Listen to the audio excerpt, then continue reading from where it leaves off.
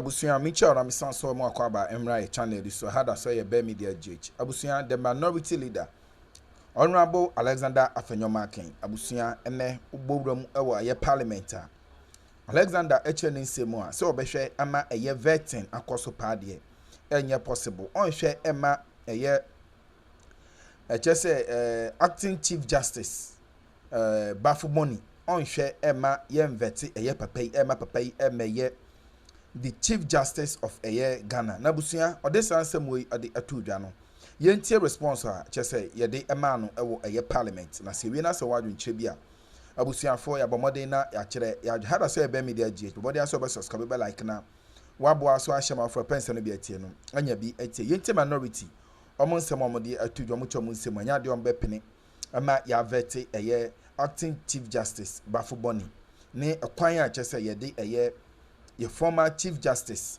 eye Margeti eye Gertrude Tokonu kwan ye chese Excellency John Dramani Mahama and then the committee and then no efa so no abusu omo kira entwa ye nti anya de omo so ebehwe ama eye bafu boni ya vete no aba be eye chief justice edi ama eye omai Ghana but mode aso be subscribe like na wa bo anso a sha for pension be tie no anya bi atie yenti ne course ewo eye parliament emra sesia ya das. But he's now going beyond that and litigating your decision. He is litigating your decision. He is arguing points of law in relation to your decision. You have no right immediately to start arguing against the substance of the ruling of the speaker. That will not be allowed.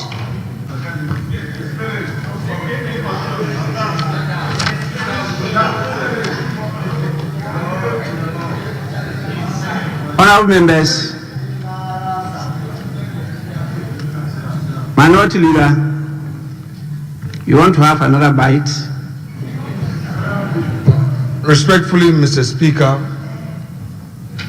I would want, with your leave, to respond to a matter because of Hansard. Mr. Speaker, we have reputational issues here. There are matters that perhaps you may not be in the know. And for the sake of tomorrow, I believe that I must not be denied the opportunity to make this point known for Hansa, because points have been made by you, added to your ruling, and it has gone into Hansa. Mr. Speaker, with respect, as you rightly stated, we filed this motion on the said date. We were very vigilant enough. We followed it to the clerk's office and ensured that same had been transmitted.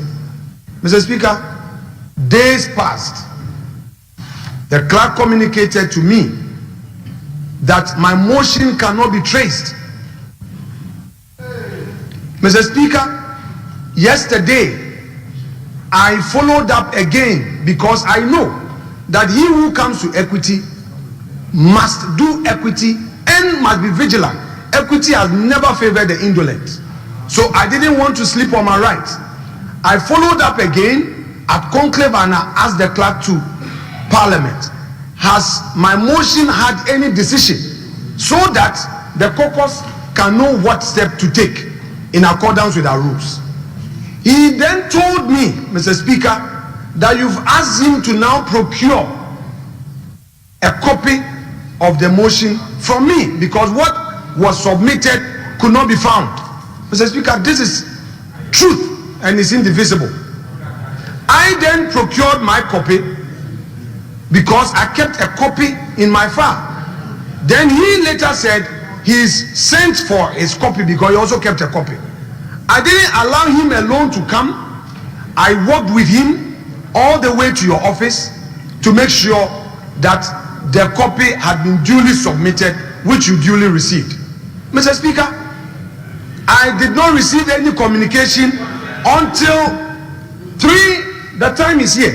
And sometimes people would want to do things, and if you are not careful, you lose your reputation. Mr. Speaker, with respect, it is here. Mr. Speaker, the time is 16:32. 16:32.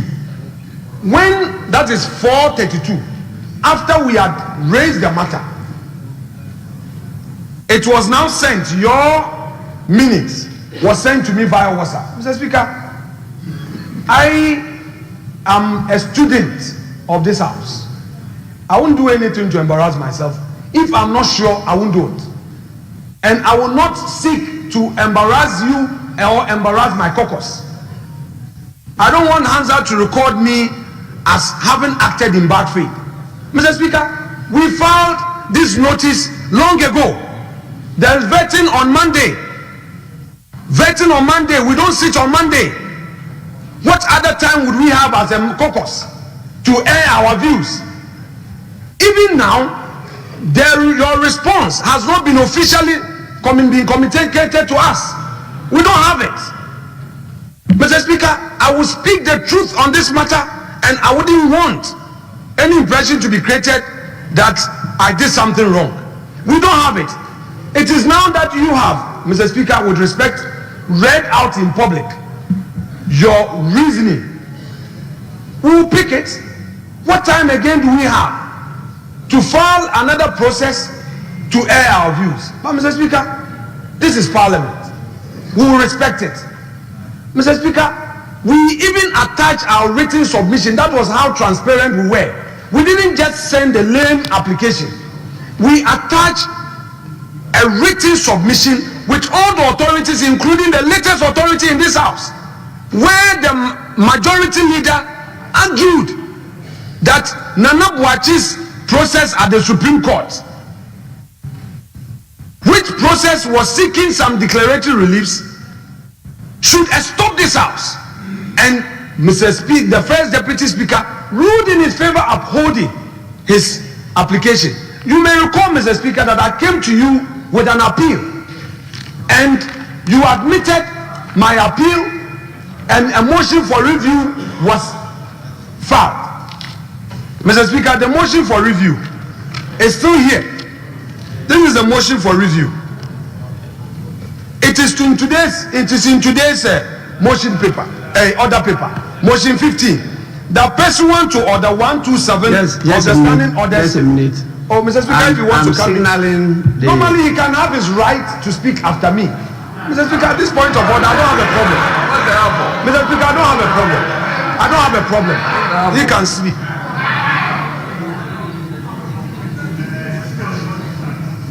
Mr. Speaker. Honorable Majority Leader. Yeah, just Mr. a minute. Mr. Speaker. Just a minute. Minority Leader, I've given you all the space to speak because you raised an issue of it. There are some matters I raised which may affect your integrity. That's why I gave you the space. Now, you stated something which ignited the immediate reaction of the majority leader and stood on his feet. I signaled him that he should allow you to land. But it seems the issue he wants to raise is so critical, he was drawing my attention. No, let me do it. So I just wanted you to hold your breath for him to do so and let me rule. Please, Majority Leader. Yeah, Mr. Speaker, he filed a motion. You took a decision on the motion. You transmitted the decision to him. Whether it is hard copy or electronically, he has admitted that he has received your communication. You followed through and came to this house and communicated the decision. When he said you should give him permission to say some things because it had to do with integrity and credibility, we indulged him. Even my chief whip urged me to object. I said no. He's raising administrative issues. So let us have that clarification. But he's now going beyond that and litigating your decision. He is litigating your decision. He is arguing points of law in relation to your decision. He knows what our rules say. If you want to challenge the decision of the Speaker, you know how to do so. So please, you know the right thing. You may not be happy with the outcome, but this is not the procedure. You've raised the administrative issues. I think you've exhausted those ones. You have no right immediately to start arguing against the substance of the ruling of the Speaker. That will not be allowed.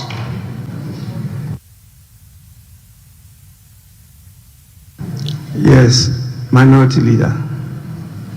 Speaker, with respect, the beauty of our engagement here is the opportunity unfettered, as the rules will permit, to air our views. So I respect what the Majority Leader said. However, I submit that he misunderstood the point I was making. Mr. Speaker, clearly I was on the point where I was drawing attention to the fact that at all material times, where dissatisfied, I had followed due process, including the very subject matter of your ruling. Mr. Speaker, he had objected on same ground that a matter was before court, and the first Deputy Speaker had ruled in his favor.